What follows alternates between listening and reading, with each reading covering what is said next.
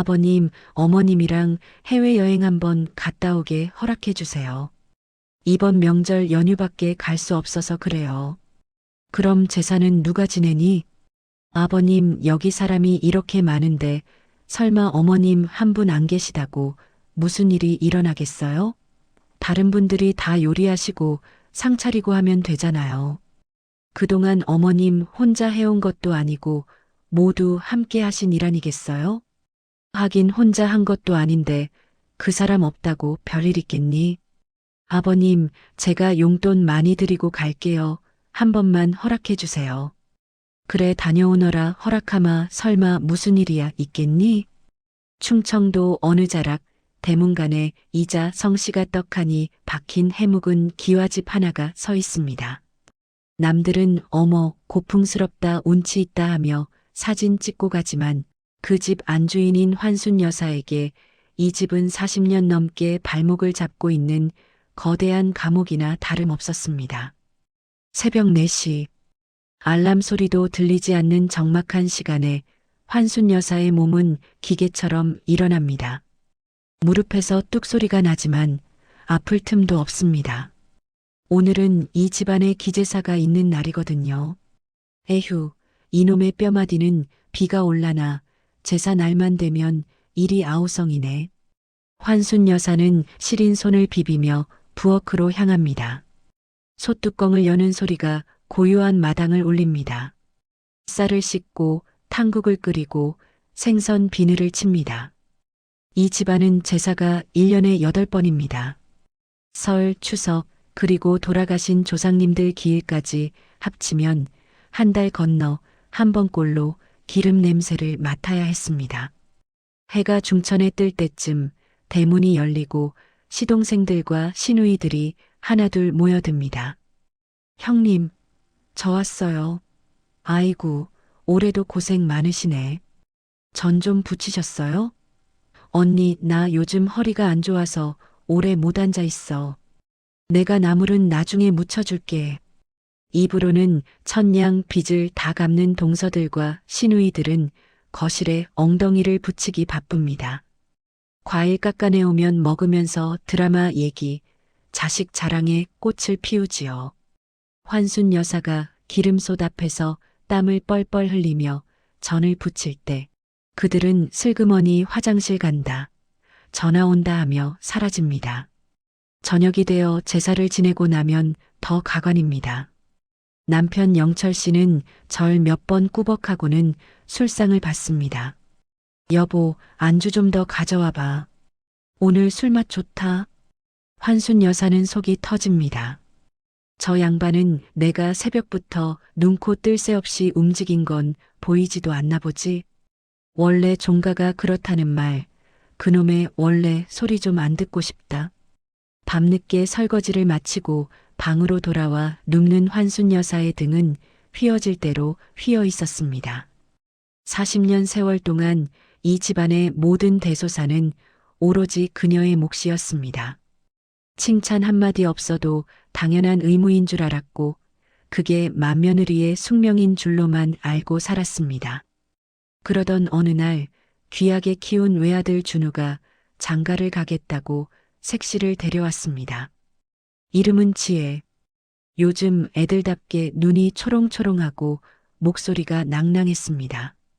어머님, 안녕하세요. 말씀 많이 들었어요. 너무 고우시다. 환순 여사는 내심 걱정이 앞섰습니다.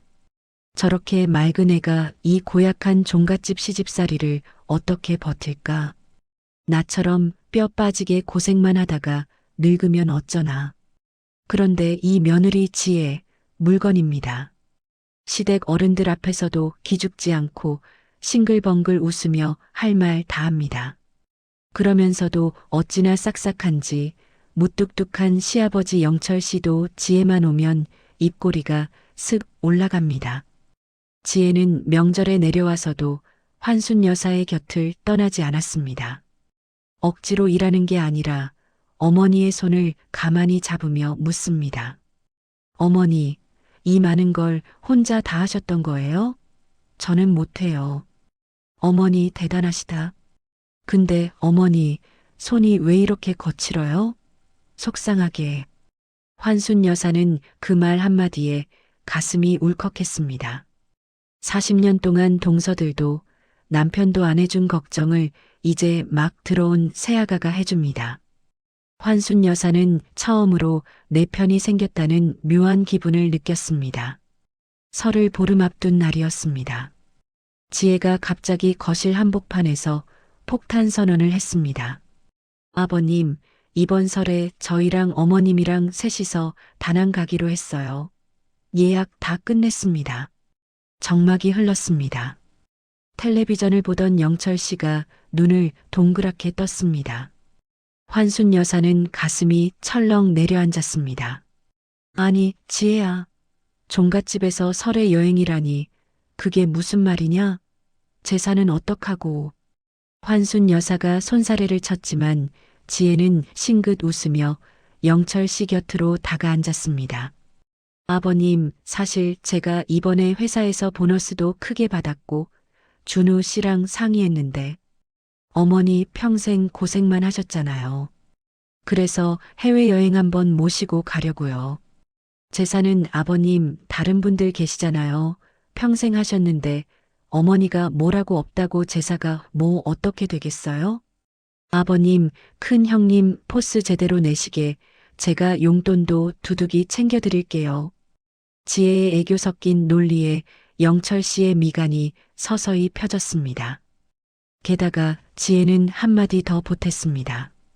그리고 고모님들이랑 작은아버님들도 다들 솜씨 좋으신데 어머님 안 계시다고 제사를 못 지내지는 않겠지요. 다들 너무 잘하시잖아요. 결국 영철 씨는 헛기침을 몇 번 하더니 허락했습니다. 지혜 내가 그렇게까지 준비했다면 이번 한 번은 보내주지. 환순 여사는 꿈인지 생시인지 분간이 안 갔습니다. 비행기가 활주로를 떠오를 때 환순 여사는 창밖을 보며 눈을 감았습니다. 이게 정말 꿈은 아니겠지? 지금 이 시간에 나는 나무를 묻히고 있어야 하는데. 다낭의 푸른 바다 앞에 선 환순 여사는 며느리가 사준 예쁜 원피스를 입고 활짝 웃었습니다. 생전 처음 받아보는 마사지에 몸이 노곤해졌고 호텔 조식을 먹으며 남이 차려준 밥상을 온전히 즐겼습니다. 밤바다를 보며 며느리와 맥주 한 잔을 기울이던 날 환순 여사는 참아왔던 눈물을 터뜨렸습니다. 지혜야, 나 사실은 사는 게 참 고단했다. 죽어라 이래도 고맙다는 말 한마디 못 듣고 그게 당연한 건 줄만 알았어. 내 이름 석자보다 종갓집 맏며느리로 불리는 게 너무 싫었는데. 지혜가 환순 여사의 손을 꼭 잡았습니다.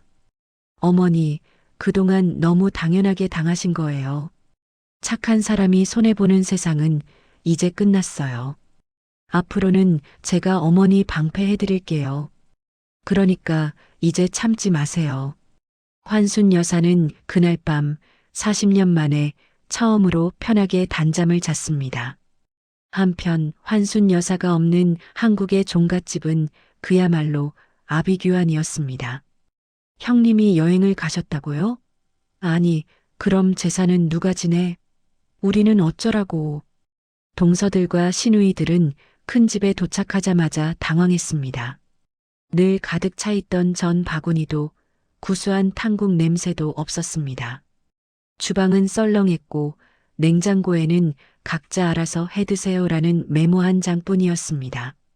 언니, 우리가 전이라도 부쳐야 하는 거 아냐? 나 전 부칠 줄 몰라.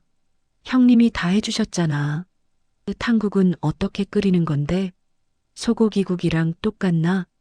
말만 앞서던 시누이들이 앞치마를 둘렀지만 결과는 처참했습니다. 저는 새카맣게 탔고 나물은 소금 더미가 되었으며 탕국은 맛이 오묘했습니다. 아이고, 이게 뭐야? 큰엄마 없으니까 집구석이 엉망이네. 조카들은 투덜대고 시동생들은 배고프다고 성화였습니다. 자기들이 손가락 하나 까딱하지 않고 누렸던 그 풍성한 제사상이 얼마나 큰 희생 위에서 차려졌던 것인지 그들은 비로소 뼈저리게 느꼈습니다. 여행을 마치고 돌아온 환순 여사를 기다린 건 헬쑥해진 시댁 식구들이었습니다. 형님, 아이고, 오셨어요? 여행은 좋았어요? 우리가 얼마나 형님을 기다렸는지 몰라요. 언니, 이번에 우리가 해보려니까 도저히 안 되더라고. 언니가 정말 대단한 거였어. 시누이들과 동서들이 우르르 몰려와 환순 여사의 손을 잡고 아우성이었습니다. 앞으로는 우리가 도울게, 절대 명절에 어디 가지 말라며 아부 섞인 말들을 쏟아냈습니다. 집은 깨끗하게 치워져 있었고 다들 언니는 말만 해 지시만 하면 우리가 다 할게. 언니는 간만 봐줘. 아무리 해도 맛이 없어. 도대체 비법이 뭐야? 나 명절에 이렇게 배고파 보기 처음이야. 며칠 뒤 또 다른 시댁 모임이 있었습니다. 평소 같으면 환순 여사가 장보고 음식하느라 일주일 전부터 몸살이 났을 일입니다. 형님, 이번 일요일에 다 같이 모여서 점심 먹기로 한 거 아시죠? 뭐 준비할까요? 시누이가 넌지시 묻습니다. 당연히 환순 여사가 메뉴를 정하고 요리를 다 해놓으라는 뜻이었죠. 환순 여사는 우아하게 차를 한 모금 마시고 말했습니다. 아, 이번엔 내가 몸이 좀 안 좋아서. 메뉴는 막내 시누이가 정하고 동서가 장 봐오면 되겠네. 저는 작은 동서가 잘 붙인다며? 이번엔 거기서 다 해와. 방안이 찬물을 끼얹은 듯 조용해졌습니다. 형님, 저희가요? 그래. 나도 이제 나이가 들었나 봐. 다낭 다녀오니까 이제 좀 쉬고 싶네.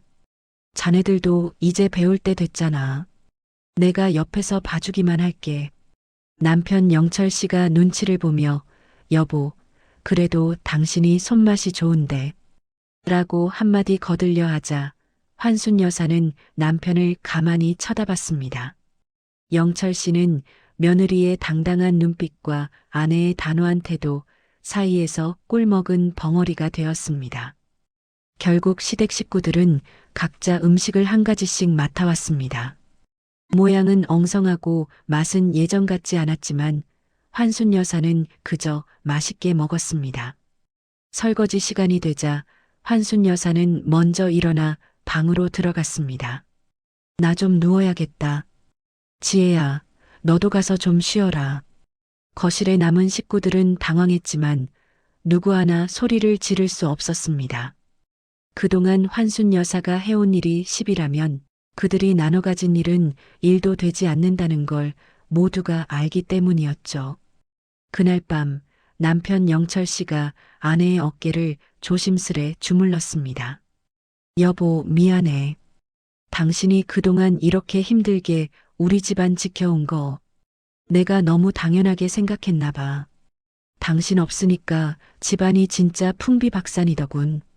환순 여사는 대답 대신 창밖의 달을 보았습니다. 그 사과 한마디가 나오기까지 40년이 걸렸습니다. 지혜는 명절이 지난 후에도 수시로 전화해 환순 여사의 안부를 묻습니다. 어머니, 이번 주말에 꽃 구경 가요. 이번엔 제가 운전할게요. 환순 여사는 거울을 봅니다. 얼굴에 주름은 가득해도 눈빛만은 40년 전 새 신부 때보다 더 생기가 돕니다. 동네 사람들은 환순 여사를 보면 며느리 잘 얻어서 팔자 편내라고 말합니다. 하지만 환순 여사는 속으로 생각합니다. 나는 며느리를 잘 얻은 게 아니야. 내 인생을 되찾아줄 든든한 내 편을 얻은 거지. 지혜는 시어머니를 무시하거나 함부로 대하지 않았습니다. 오히려 어머니의 희생이 있었기에 지금의 우리 남편도 있는 것이라며 환순 여사의 지난 세월을 예우해 주었습니다. 그 존중이 환순 여사를 다시 일으켜 세운 것입니다. 이제 환순 여사는 더 이상 주방의 무수리가 아닙니다. 제사 날이 와도 미리 스트레스를 받지 않습니다. 단톡방에 딱 한 줄 남길 뿐입니다. 이번 제사 나물은 첫째 동서, 저는 둘째 동서, 과일은 시누이가 준비하세요. 저는 국만 끓입니다. 군말 없이 네, 형님 소리가 올라옵니다. 환순 여사는 주방 의자에 앉아 지시만 합니다. 동서, 간이 좀 싱겁네. 소금 좀 더 넣고. 신우이, 과일은 그렇게 깎으면 안 예뻐요. 집안은 예전보다 시끄럽고 어설프지만 환순 여사의 마음만은 호수처럼 평온합니다. 시댁 식구들도 이제는 압니다. 형님이 움직이지 않으면 이 집안의 평화는 깨진다는 것을요. 환순 여사는 오늘도 며느리가 선물해준 예쁜 구두를 신고 집을 나섭니다. 대문 밖으로 나가는 발걸음이 가볍습니다. 있을 때 잘하라는 말, 이제서야 다들 배운 모양이군. 어머니, 그동안 고생 많으셨지요? 이제는 당신의 이름을 찾으실 때입니다. 환순 여사님처럼 여러분의 곁에도 든든한 지혜가 나타나기를 진심으로 응원합니다. 혹시 주변에 평생 참고만 사시는 분이 있다면 이 이야기를 공유해 주시는 건 어떨까요?